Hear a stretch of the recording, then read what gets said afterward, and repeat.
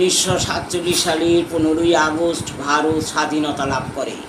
15ই August পূর্ণদিন স্বাধীন ভারতে জাগে নবীন, গাও তিন রাঙা পতাকার তলে নবভারতীর বাজে বিষাম। পরাধীন ভারতের মুক্তি সংগ্রামের ইতিহাসে যেসব বিপ্লবী বীর সন্তানদের অক্লান্ত পরিশ্রমে আজ আমরা স্বাধীনতা লাভ করেছি, তাদের আমি শ্রদ্ধা জানাই। আজ আমি নেতাজি সুভাষচন্দ্র সম্বন্ধে কয়েকটা কথা বলবো। পরাধীন ভারতের মুক্তি সংগ্রামের ইতিহাসে বাংলার বিপ্লবী বীর সুভাষচন্দ্র গৌরবদীপ্ত এক নতুন অধ্যায় সৃষ্টি করলেন।